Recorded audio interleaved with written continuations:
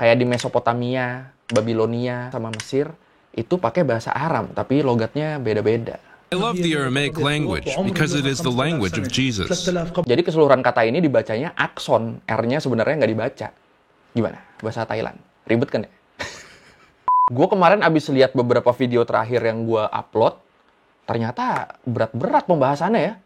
Penjara, kecelakaan, senjata kimia. Ngeri-ngeri. Ya udah sekarang kita cooling down dulu. Kita bahas yang ringan-ringan dulu. Ringan tapi banyak diminta dari dulu. Bang, kenapa abjad Thailand mirip aksara Jawa? Dari dulu hampir di tiap video pasti ada yang nanya gini. Ya udah kalau gitu langsung aja kita bahas kenapa abjad Thailand mirip sama aksara Jawa di Learning by Googling.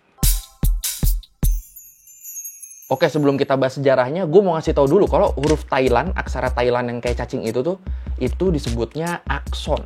Tulisannya akson, ada R-nya, akson. Aksara akson, aksara akson. Nah, dari sini aja udah kerasa kemiripannya kan. Kalau menurut KBBI, aksara adalah sistem tanda grafis yang digunakan oleh manusia untuk berkomunikasi, yang sedikit banyaknya mewakili ujaran, atau simpelnya sistem penulisan yang mempermudah komunikasi. Itu aksara. Berarti kalau akson berarti aksara Thailand. Kok dari namanya bisa mirip? Ya karena dari moyangnya juga sama. Kita tarik dari yang paling tua dulu deh. Kita lihat di sini nih. Nah, tuh. Tipenya dua-duanya sama kan? Abugida. Apaan tuh? Abugida tuh sistem penulisan yang tiap unitnya didasarkan pada konsonan. Jadi vokal nih sifatnya sekunder. Bingung nggak lo? Oke, kalau bingung kita pakai contoh. Misal kita pakai abjad biasa, mau nulis akson. Ya tulisannya akson. A-K-S-O-R-N. Harus ada vokal O-nya buat jadi dibaca son. Karena kan kalau di abjad biasa kan konsonan sama vokal statusnya tuh sama, selevel mereka. Tapi kalau di abjad Thailand, kalau di aksara Thailand, tulisan akson tuh jadi begini. Ini kalau diabjadin kira-kira jadi ak-s-r. O-nya nggak ada di tengah, N yang di akhir juga nggak ada. Tapi di hukumnya karena S ini ketemu R, jadi vokal turunannya adalah O. Jadi di antara S sama R itu ada O. Dan karena huruf terakhirnya adalah huruf ini, roroa, yang kalau jadi konsonan penutup dibaca berubah jadi N, bukan R, ini jadi dibacanya son. Jadi keseluruhan kata ini dibacanya akson. R-nya sebenarnya nggak dibaca. Gimana? Bahasa Thailand. Ribet kan ya? Kan kalau abjad kan ya udah ya. Kalau di abjad biasa kan nggak ada tuh vokal turunan ya. Lu mau nulis nama, ya tulis udah N-A-M-A. Konsonan vokal. Nggak ada tuh vokal turunan. Nah, ini huruf-huruf di akson Thailand. Konsonannya ada 44. Vokalnya ada yang bilang 22, 32, 38, banyak lah pokoknya. Yang pasti nggak cuma A, I, U, E, O. Nah, loh. Oh iya, ini gue penggunaannya di bahasa Thailand ya. Kalau di aksara Jawa, gue kurang tahu abugidanya tipenya kayak gimana. Setahu gue cuma Honocoroko itu kan dia persuku kata sendiri kan. Ya gue taunya cuma gitu-gitu doang. Jadi kalau ada yang ngerti dari penggunaan aksara Jawanya gimana, boleh komen. Nah, kedua aksara ini, akson sama aksara Jawa, itu dipercaya berasal dari aksara Aramaik atau aksara Aram, aksara yang dipakai di bahasa Aram. Bahasa Aram ini adalah bahasa yang udah ada sejak abad ke-12 sebelum Masehi. Dan pertama kali ditulis di abad ke-10 sebelum Masehi.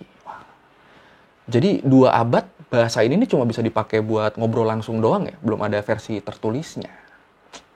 Susah ya jadi orang zaman dulu ya. I love the Aramaic language because it is the language of Jesus. The language is 5,000 years old, and it's special because several books were translated from Aramaic and Greek to Arabic. So the Aramaic language spread our history and cultures to the world. Habis itu di tahun 700 sebelum Masehi, bahasa Aram ini mulai menyebar.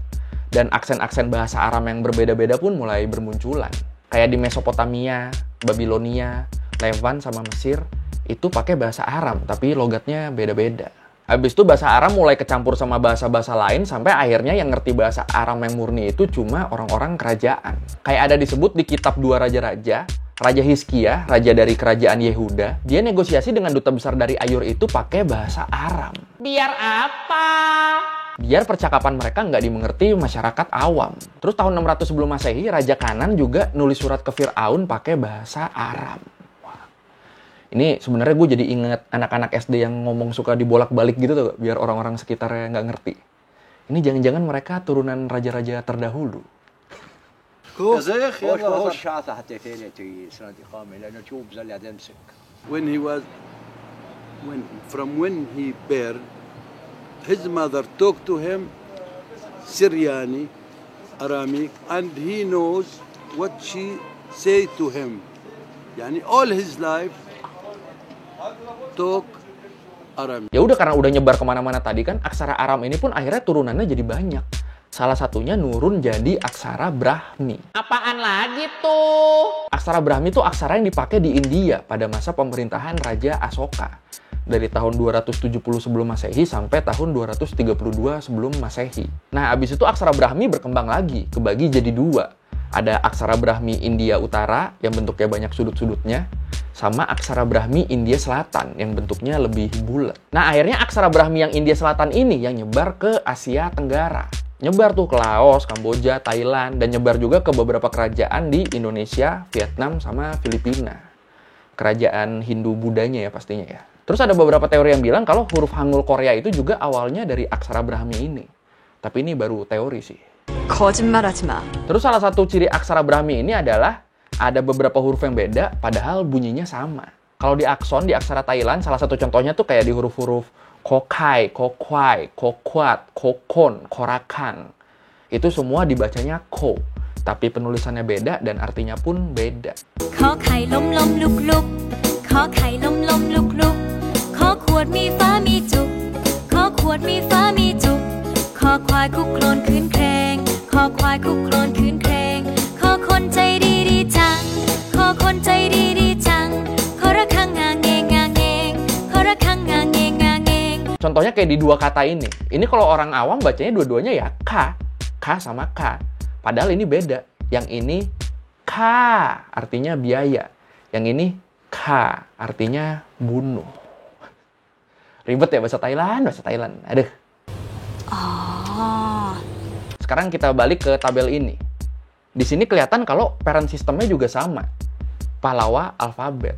Aksara Palawa. Aksara Palawa ini aksara dari India juga, turunan aksara Brahmi juga. Dan aksara Palawa ini adalah aksara yang penting bagi kerajaan-kerajaan di Nusantara. Kalau ada yang masih bingung aksara Palawa ini apa, atau ada di ujung-ujung memori lu kayak pernah denger tapi lupa di mana, kalau gua ngomong ini kayaknya lu bakal tahu, lu bakal inget. Nama aksaranya aksara Palawa. Nama bahasanya bahasa Sansekerta. Gimana? Ingat kan? Prasasti Mula Warman di Kutai ditulis pakai aksara Palawa. Prasasti Tarumanegara di Jawa Barat ditulis pakai aksara Palawa.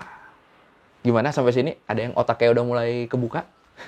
Kok namanya Palawa? Ya, istilah aksara Palawa ini pertama kali dipakai oleh arkeolog dari Belanda, Nicolaas Johannes Crom, ngambil dari dinasti Palawa. Dinasti yang pernah berkuasa di selatan India dari abad ke-4 sampai abad ke-9 Masehi. Habis itu aksara Palawa ini bertransformasi. Jadi yang disebut aksara pasca Palawa yang muncul di berbagai tempat di Asia Tenggara. Di Indochina, aksara pasca Palawa ini berkembang jadi aksara Hamar kuno. Cikal bakalnya aksara Thai, cikal bakalnya akson. Di Pulau Jawa, aksara pasca Palawa ini berkembang jadi aksara Kawi atau disebut juga aksara Jawa kuno. Yang cukup bikin heboh waktu itu, di Filipina ditemuin prasasti dari lempeng tembaga yang ditulis pakai aksara Kawi ini. Kok bisa ada di Filipina? Gue juga nggak tahu. Yang mau berteori silakan. Nah, terus aksara Kawi atau aksara Jawa kuno ini ada turunannya lagi. Jadi aksara Bali, aksara Sunda, sama aksara Jawa. Jadi kalau kita runut cepat, awalnya dua-duanya ini, aksara Thailand sama aksara Jawa ini berasal dari aksara Aram.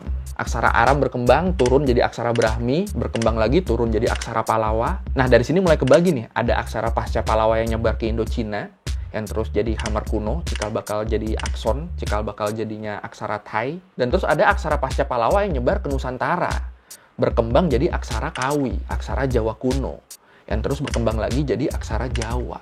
Wah, menarik ya. Jadi kalau dari sini bisa dibilang kalau kebanyakan bahasa dan aksara di Asia itu awalnya dari India Selatan. Dari aksara Brahmi, berkembang jadi aksara Palawa, terus ya udah tuh nyebar kemana-mana tuh aksara pasca Palawanya. Yang bikin gue penasaran, kenapa akhirnya malah aksara dari India yang nyebar? Padahal menurut beberapa catatan, aksara dari Cina dengan bahasa Mandarinnya itu usianya lebih dulu daripada aksara di India. Kenapa ya? Oke, sekian dari Mbak Googling kali ini tentang kenapa aksara Thailand sama aksara Jawa bisa mirip. Semoga terjawab di sini ya. Kalau lu mau revisi kali gue ada salah, atau lu mau nanya, atau lu mau nambahin yang ada di video, bisa lu tulis di komen, kita diskusi di situ kayak biasa. Thank you udah nonton, jangan lupa like, comment, subscribe. Bye.